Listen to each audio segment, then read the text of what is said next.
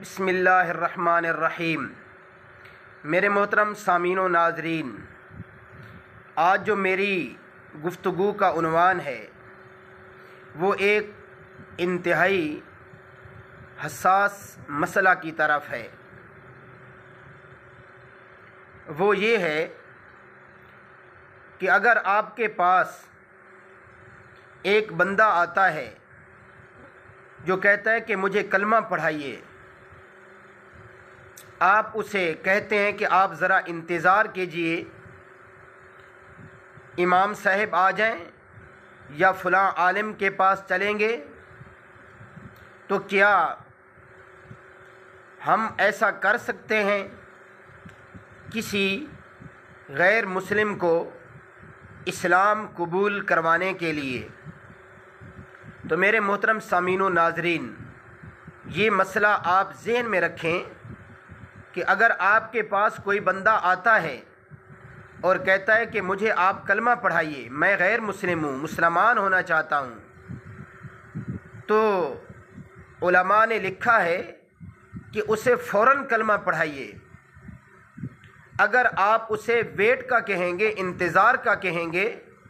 تو آپ بھی دائرہ اسلام سے خارج ہو جائیں گے، اس لیے کہ آپ اس کی حالت کفر پہ رہنے میں راضی ہیں۔ جتنی دیر وہ حالت کفر میں رہے گا تو گویا کہ آپ نے اسے انتظار کا کہا، تو آپ اس کی حالت کفر میں رہنے میں راضی ہیں۔ تو اس لیے علماء نے لکھا ہے کہ حالت کفر میں رہنے پر راضی رہنے والا بندہ، چاہے وہ مسلمان ہی کیوں نہیں ہے، وہ بھی دائرہ اسلام سے خارج ہو جاتا ہے۔ اور اگر ایک ایسا بندہ جو غیر مسلم ہے، وہ اسلام قبول کرنے کے لیے آیا مسلمان کے پاس، اب مسلمان نے کہا اسے کہ آپ ذرا انتظار کیجئے، بعد میں آ جانا، یا فلاں نماز کی ٹائم آ جانا، وہاں عالم صاحب آپ کو کلمہ پڑھا دیں گے اور اسلام کی بنیادی باتیں بتا دیں گے، تو اس مسلمان بندے نے اسے انتظار کا کہا۔ خدا نہ خواستہ اگر اب اس مسلمان کی اور اس غیر مسلم کی موت آ جاتی ہے تو دونوں حالت کفر پہ مریں گے۔ اس کی کیا وجہ ہے؟ اس کی وجہ یہ ہے کہ مسلمان تو اس لیے حالت کفر پہ مرا کہ وہ غیر مسلم کو جو اس نے انتظار کا کہا، تو گویا کہ یہ مسلمان بندہ اس غیر مسلم کی حالت کفر میں رہنے پر راضی تھا۔ حالت کفر میں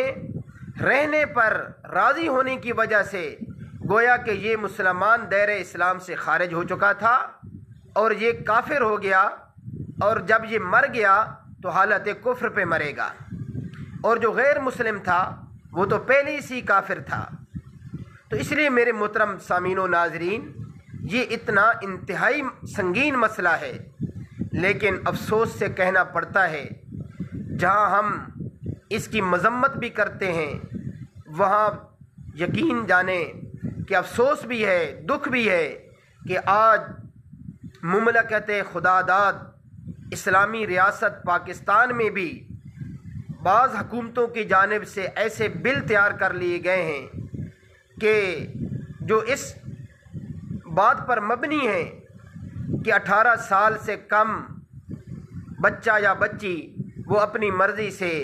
اسلام قبول نہیں کر سکتے، نہ ہی ان کا اسلام قبول کیا جائے گا۔ افسوس سے کہنا پڑتا ہے کہ یہ اسلامی ریاست ہے جس کا مقصد ہی اسلام کا پرچار ہے، اور جس کا مقصد ہی اسلام کے لیے جد و جہد کرنا ہے، اسلام کی دیواروں کو مضبوط کرنا ہے، لیکن یہاں کے حکمران خود ہی اسلام کی دیواروں کو کمزور کرنے کی کوشش کر رہے ہیں۔ تو آج کے حکمرانوں کو اللہ رب العزت ہدایت دے، جہاں ہدایت دے وہاں پر جو ہے اللہ پاک